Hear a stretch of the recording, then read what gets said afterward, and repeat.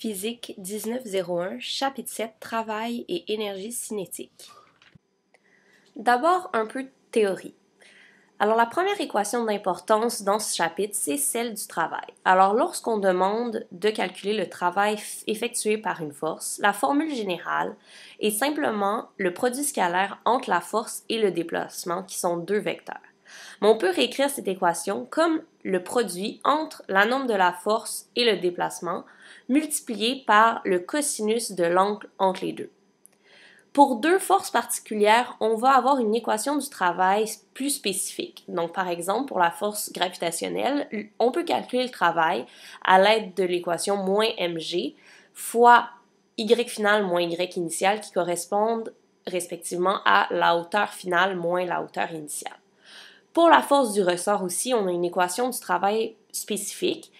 Ce travail va être égal à moins 1/2 fois K, la constante de rappel, multiplié par x final au carré moins x initial au carré, x final correspondant à l'étirement ou la contraction du ressort final moins l'étirement ou la contraction du ressort initial. Deuxième équation très importante qui va nous suivre tout au long des prochains chapitres, c'est l'énergie cinétique. Donc, notez K, l'énergie cinétique est égale à 1/2 fois m fois la vitesse au carré. De ces deux équations, on peut écrire le théorème de l'énergie cinétique.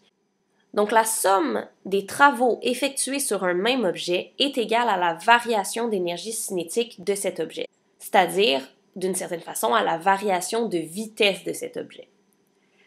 Finalement, dernière équation qui va nous servir dans ce chapitre, c'est celle de la puissance, qui correspond en fait au rapport entre un travail sur la durée de ce travail.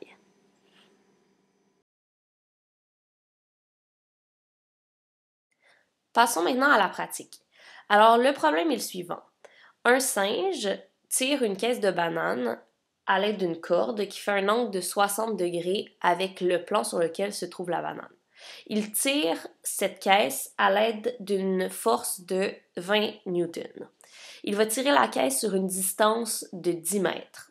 Le plan incliné sur lequel se trouve la caisse fait un angle de 10 degrés avec l'horizontale. Les questions sont les suivantes. D'abord, calculer tous les travaux effectués par les forces en jeu sur la caisse de banane. Ensuite, à l'aide du théorème d'énergie cinétique, déterminer la vitesse finale de la caisse après avoir parcouru 10 mètres. Et ensuite, après 10 secondes, quelle sera la puissance fournie par le singe pour tirer la caisse? Pour résoudre ce problème, nous emploierons la méthode proposée par le guide Blitz. Alors d'abord, nous représenterons la situation sur un schéma, puis nous écrirons les équations du travail demandé, ainsi que le théorème d'énergie cinétique pour déterminer la variation de vitesse. On résoudra le tout algébriquement et enfin, on interprétera notre résultat. Alors, la première étape est de représenter le problème par un schéma. Notre schéma est en partie fait, mais on va venir ajouter les forces. Donc, on sait qu'on a une force de tension ici de 20 newtons et une force de gravité, donc le poids de notre objet, qui est égal à mg, donc qui est égal à 1 fois 9,8, donc 9,8 newtons. Deuxième étape, on calcule les travaux demandés. Donc, on peut commencer par le travail effectué par la force. Comme il s'agit d'une force non conservative, on calcule le travail effectué par celle-ci à l'aide de l'équation force fois déplacement fois le cosinus de l'angle entre les deux. Ici, notre force est de 20 newtons, le déplacement est de 10 et l'angle entre les deux, étant donné que le déplacement se situe le long du plan incliné, l'angle entre les deux est de 60 degrés, ce qui nous donne un total de 100 joules. On fait la même chose pour la gravité, mais on a une équation particulière pour la gravité qu'on peut employer ici, c'est-à-dire moins mg, donc moins 9,8, fois la hauteur finale du bloc, qui va être égale à 10 mètres fois le sinus de 10 degrés, qui correspond en fait à cette hauteur-ci, et moins 0, parce qu'on peut considérer que la hauteur initiale du bloc était nulle. Ce qui va nous donner environ moins 17 joules. Ensuite, pour calculer la vitesse finale, on utilise le théorème d'énergie cinétique, qui consiste en la somme de tous les travaux sur un objet est égale à delta K, qu'on peut réécrire comme K final moins K initial. Dans notre situation, le bloc commençait à une vitesse nulle, donc on sait que la composante K initiale va être égale à 0. Ce qui nous donne WF plus WG est égal à 1 demi MVF carré. On a donc 100 moins 17 est égal à 1 demi fois 1 fois vitesse finale au carré.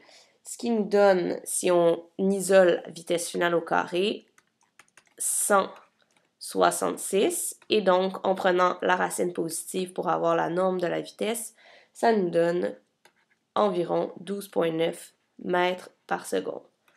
Voilà le résultat.